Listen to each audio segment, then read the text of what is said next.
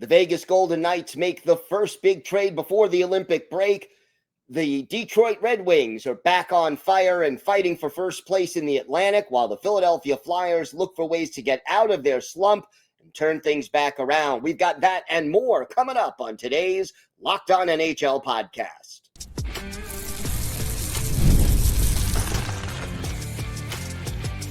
You're Locked On NHL, your daily podcast on the National Hockey League. Part of the Locked On Podcast Network, your team every day. Gil Martin here. Welcome, everybody, to the Monday edition of the Locked On NHL podcast, part of the Locked On Podcast Network, your team every day. I want to thank everyone who makes Locked On NHL your first listen every day. Don't forget to subscribe on YouTube or wherever you listen to podcasts. And thank you for making Locked On the #1 sports podcast network.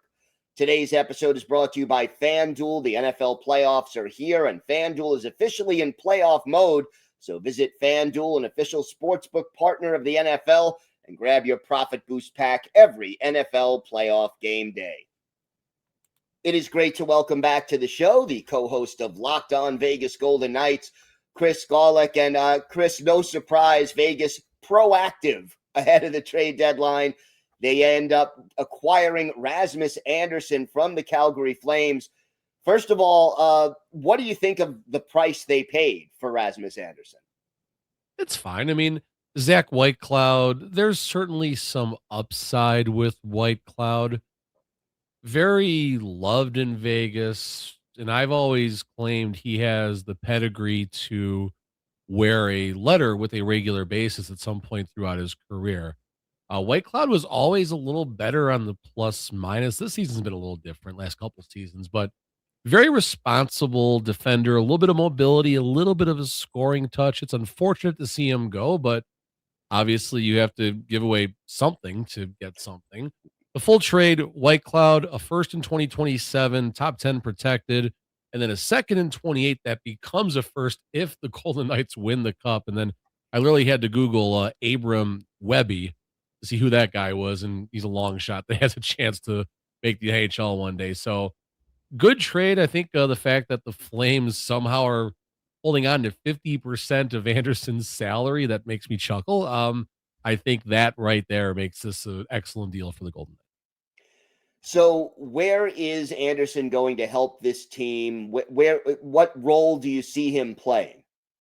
You got another defender that can play 20-plus minutes, a responsible 20-plus minutes. Andersson and Noah Hannafin, teammates all the way from when Noah Hannafin went to Calgary in 2018, 2019.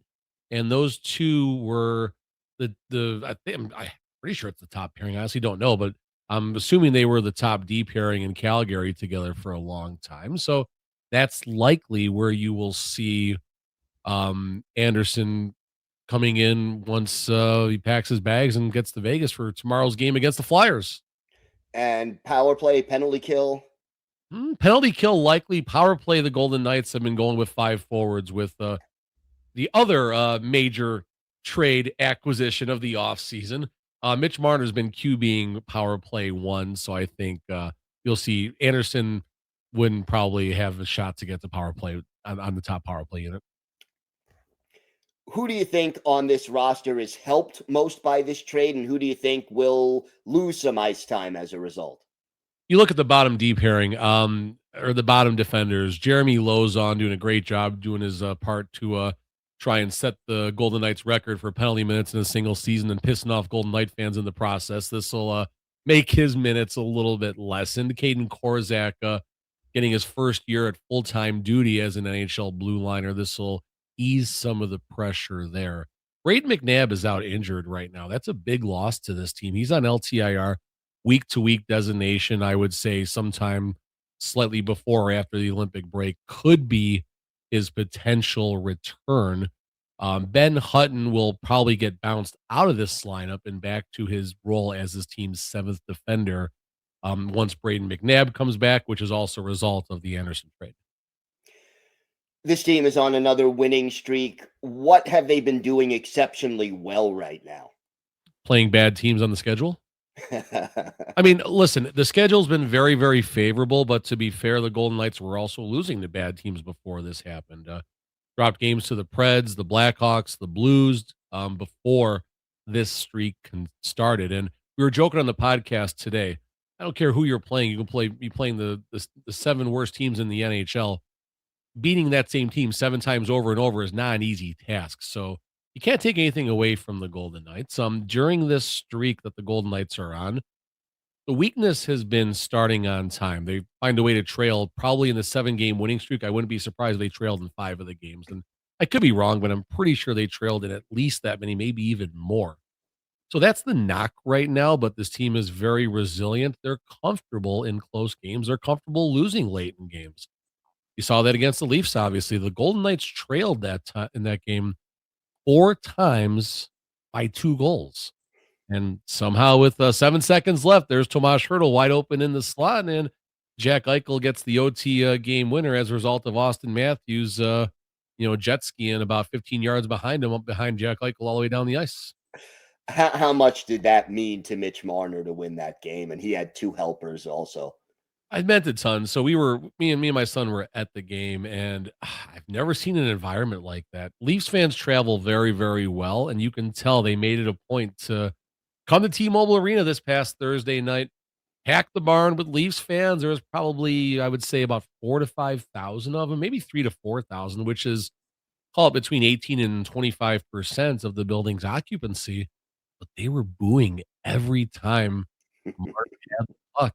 Even in the warm-ups when they introduced him, he was booing. And oh my, I've never seen an environment like that for a team on home ice, not just in Vegas, but ever any game I've gone to. So credit the Leafs fans. You guys traveled well down to Vegas. You were great to interact with. We had such a fun time with them, and their chirps were on point. Good fan base, and they paid their money. They get the right to come and boo. That's fine.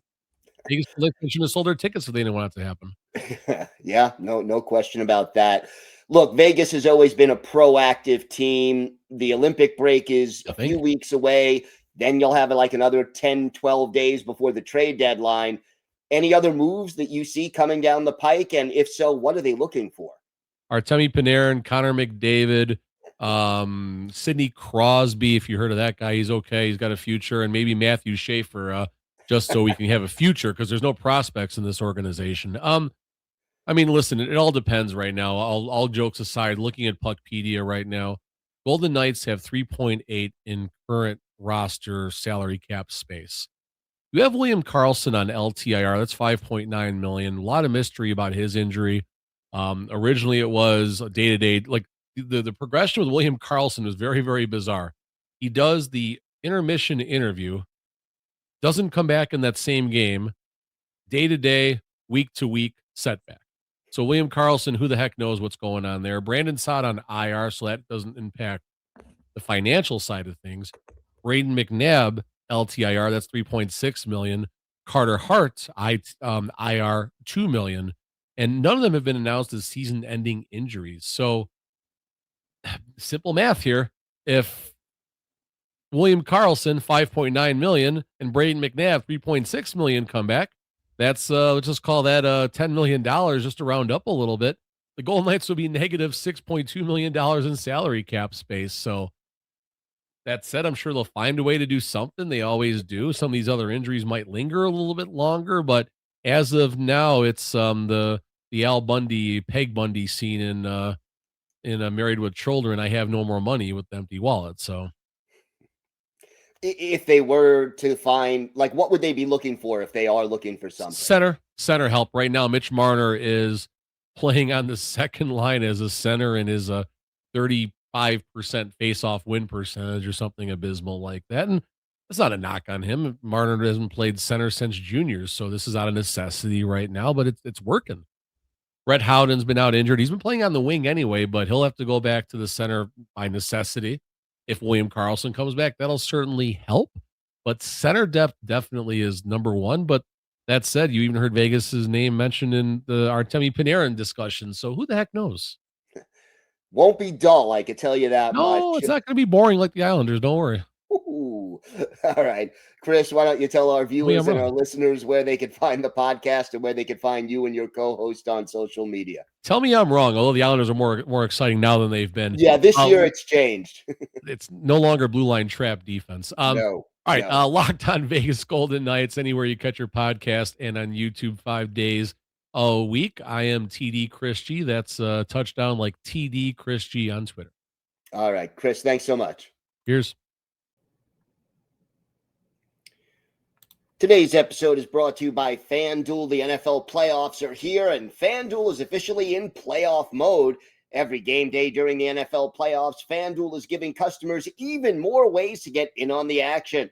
Because right now, every NFL playoff game day, FanDuel users get a profit boost pack waiting for them inside the app. Every game day, you'll see a pack loaded with multiple profit boosts you can apply to the bets you like the most. Open your profit boost pack first thing on game day and see what boosts you want to apply. The boosts let you lean into your game day instincts, whether you're backing momentum, defense, quarterback, play, or coaching. And the boosts give you more juice on the bets you already like instead of forcing you to bet something new. Every play feels bigger, and the boost makes your bet feel that way too. You make your picks, then apply your profit boost to go after even bigger payouts while the playoffs get rolling. So visit FanDuel, an official sportsbook partner of the NFL, and grab your profit boost pack every NFL playoff game day. It is great to welcome back to the show the co-host of Locked On Red Wings, Brian Fisher. And Brian, you got to be happy lately. 6 out of your last 7, a dramatic overtime win over the Senators on Sunday. What has been the keys to the recent success of the Detroit Red Wings? Well, I think the biggest key for them in this current stretch has been John Gibson, without a shadow of a doubt. He started the season rough, very bad, so bad to the effect that between him and Talbot, Red Wings fans were wondering, should they give Sebastian Cossa that actual shot at the NHL level?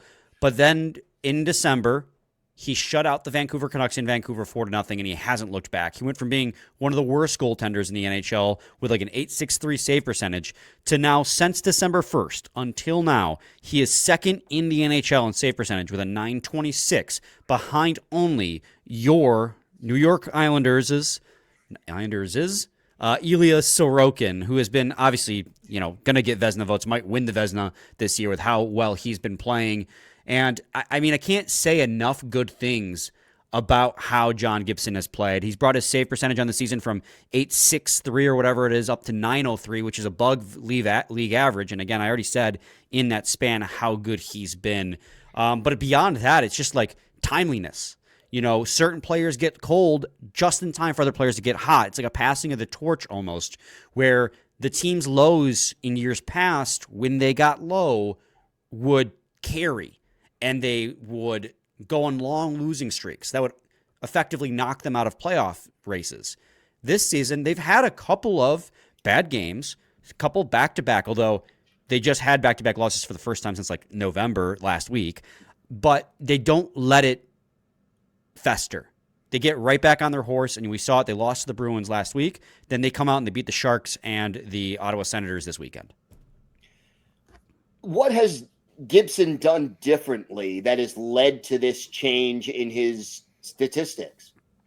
I don't know if he's done anything differently other than just settled in, because, and Todd McClellan talked about it for a long time when he was struggling, and us Red Wings fans, silly us getting impatient and, always being ready for a change. McClellan preached patience, and he talked about how, he's spent his entire organization, his entire career with one organization, the Anaheim Ducks. He went through the highs of a playoff caliber team trying to win a Stanley Cup to the lows of a rebuild.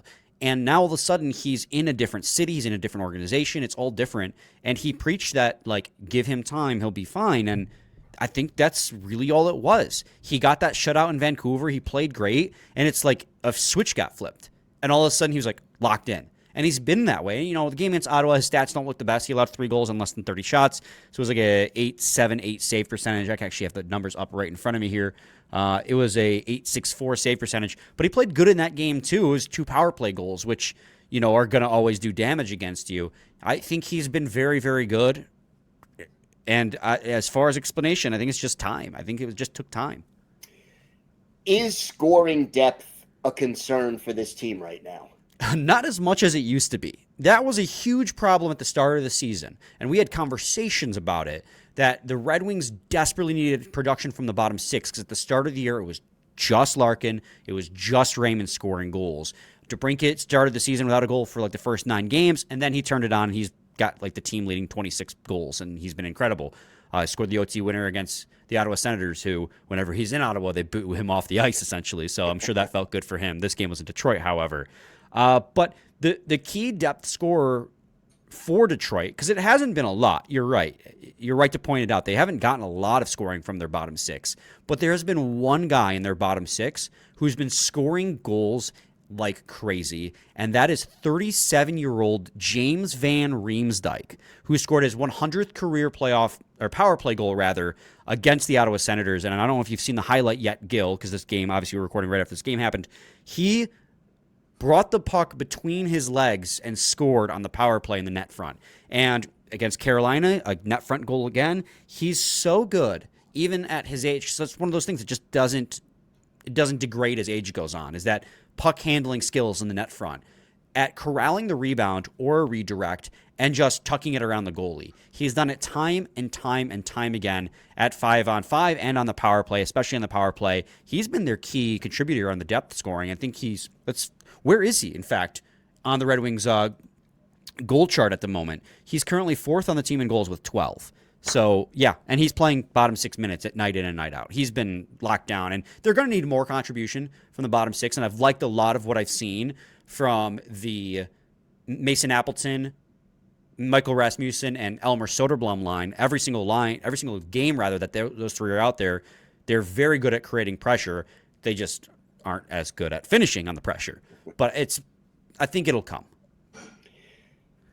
The standings right now are so tight. I mean, the Wings are tied for first right now, but it is so tight in the Atlantic Division, in the Eastern Conference. How do you see management handling the trade deadline, and what, if anything, are they looking to add once we get closer? Well, priority number 1 is a top 4 defenseman. And I think that they recognize that and they see that, because Axel Sandin-Pellikka is playing on the second pair, and he did score on the power play against Ottawa.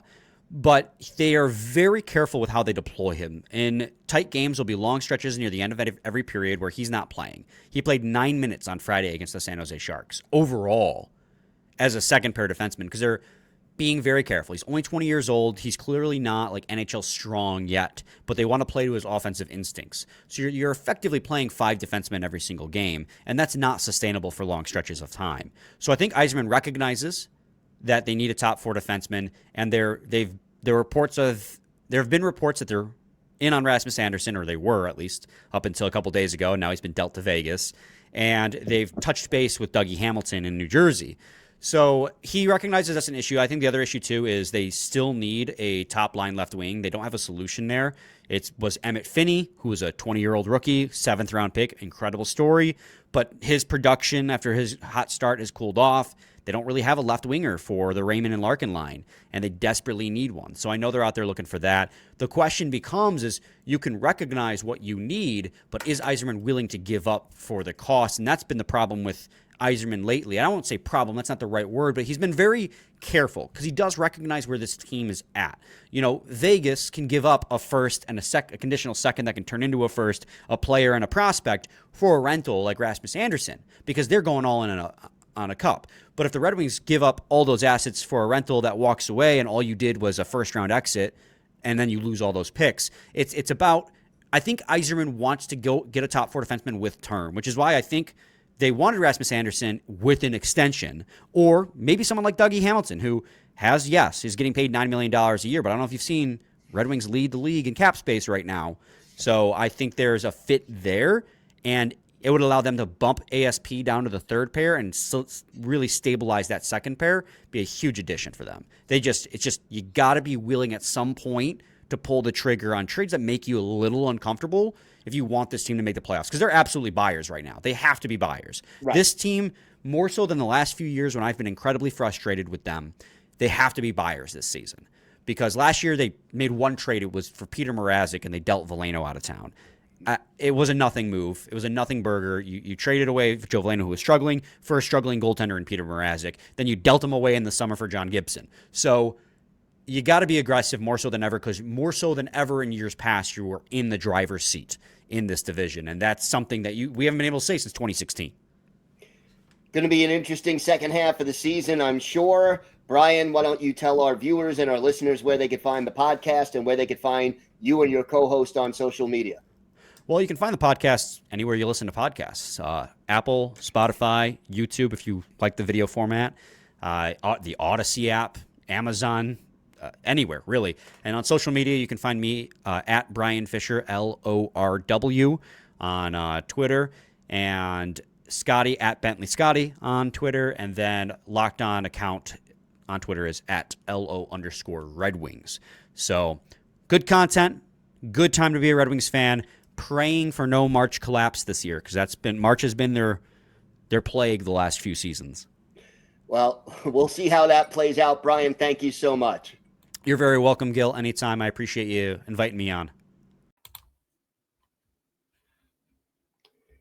Today's episode is brought to you by Indeed. If you've ever hired someone who looked good on paper but wasn't the right fit, you know how important that is. When you want candidates who truly match what you're looking for, trust Indeed sponsored jobs. Hiring, Indeed is all you need. Stop struggling to get your job post seen on other sites. Indeed sponsored jobs puts your post at the top of the page and helps you reach the right candidates faster. Instead of struggling to get your job post seen, Indeed sponsored jobs helps get your listing to stand out and reach quality candidates faster.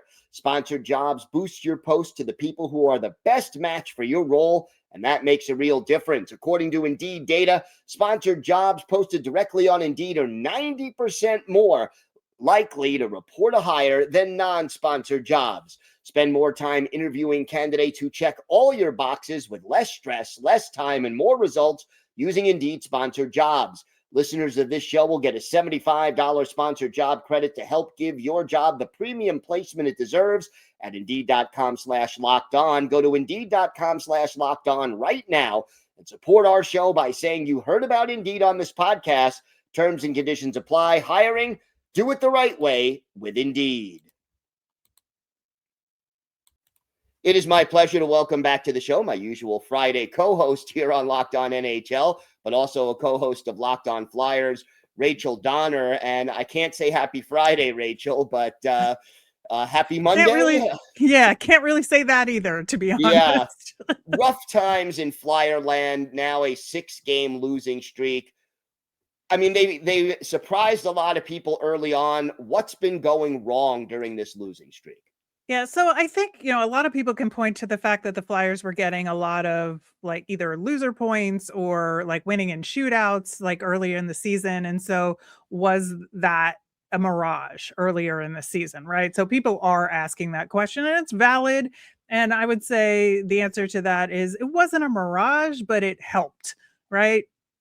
But the things that are happening right now is the goaltending is an issue. And Dan Vladar is hurt, and he has been the number one goaltender this season. He's performed mostly really well for the Flyers this season.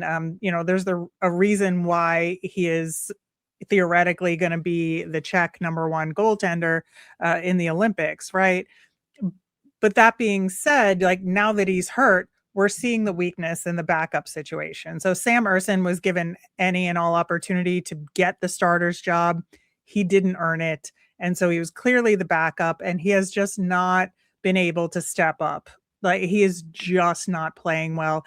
And Alexei Kolosov, who just got called up, he just allowed 3 goals on 3 shots versus the New York Rangers on Saturday. That was not ideal. That is for sure. Kolosov, though, was playing very well. I wouldn't say like beyond all, but I would say very well in the AHL. And he gets the call up and he just didn't adjust. His vision didn't adjust, and there are goals that he should have stopped and didn't. And so they pull Kolosov, who had come in relief for Ersson in the previous game, by the way. So goaltending is a mess right now, and that's a big problem. And the skaters are trying to figure out how to make up for it and having to come back from bigger and bigger deficits. The Flyers were able to have comebacks earlier in the season, but that's like, come back on a 2-goal deficit. You can do that. On a 4-goal deficit, not so much, right? Any idea when Vladar will be available again? Not as of recording here, but I am certainly hopeful because the Flyers need it. The other big issue is special teams. It's not just the power play, it's the penalty kill. The penalty kill has taken a nosedive. And if you look at penalty kill and power play since the Christmas break, the Flyers are the worst in the NHL at both. It's not just one, it's both. And the penalty kill is hovering right at about 60%. The power play is like 10%, just under 10%. Unacceptable. And it's a combination of, I would think, coaching and execution. Now, do I think guys are in their most ideal slots? Not necessarily. Rasmus Ristolainen was playing on the power play. That's a tough sign, right? Now, Jamie Drysdale was out for a bit. That had something to do with it, but he's back.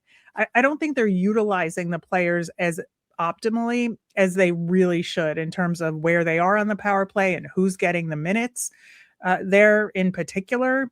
But is there an execution problem? Yeah, the Flyers aren't getting to the shooting lanes quick enough sometimes. Is there one guy who's healthy, who's on this roster, who you think could step up and maybe help improve this power play? That's a tough question. I mean, I think, when you look at who the scorer guys should be on this team, they're actually still scoring. It's Trevor Zegras. It's Travis Konechny, right? Could Owen Tippett be scoring more? Yeah, he has a flashy game every now and again. He needs to be a little bit more consistent. It would be nice if Noah Cates was scoring more, but that's not his bread and butter. He's a two-way guy, right? And Sean Couturier, he's like become a more defensive forward, right? I think Christian Dvorak has been scoring, but they put him on the power play too, and he's not like a difference maker on the power play. I would say, his scoring I think has been good this season, but that's not enough, right? Yeah, it is an ongoing problem. 5-on-5, a little better, but power play, penalty kill, been a struggle. So here we are. The Olympic break is less than a month away. And then you have the trade deadline not too long after the return from the Olympic break. With the standings so tight in the Eastern Conference and in the Metro, what do you expect the Flyers to do? And what would you do if you were GM of the Flyers?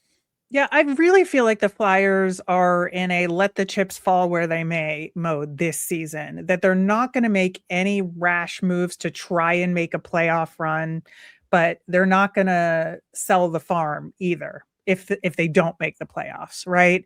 They feel really confident in the plan that they're working with. They feel confident in a lot of the pieces that the Flyers have. They just literally extended Christian Dvorak for 5 years when he could have been a very big trade piece at deadline. But, with Rasmus Ristolainen is like on and off in terms of injury, you can't really count on him as a trade piece either. Last season we saw the Flyers trade Joel Farabee and Morgan Frost to the Calgary Flames. Could a deal like that come up? Maybe, if it's with a team that they feel like they can, get some guys who have a lot of potential and maybe give them a fresh start on the Flyers. Dan Vladar, for instance, was a really good signing from the Calgary Flames. Get a backup who has potential to be a starter.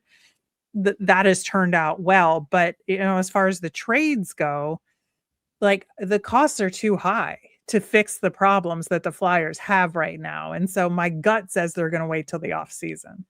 So if they were to trade a player or two away at the deadline, who might some of those potential candidates be? I mean, very few options there because you want to sell high in these circumstances. Based on the fact that you've already said that you have confidence in the group and in the plan to a large degree, and you have maybe a couple of prospects waiting around the corner in like next year or the year after that you think maybe will make the Flyers, I think, Bobby Brink is maybe on that list, but he's been injured. He's on IR. So again, not really an option right now. And I think that, Owen Tippett has always come up in these conversations, but again, cannot sell high on him right now. So what's the deal going to be? That would be, I think, a big question. I think that when you saw what happened with Egor Zamula, that showed what the market was for some of the Flyers depth players, I think, in a big picture. I mean, the Flyers are in a really tough situation right now when it comes to that I don't think there's a big way to make a significant level of improvement this season using trade at the deadline. There just isn't.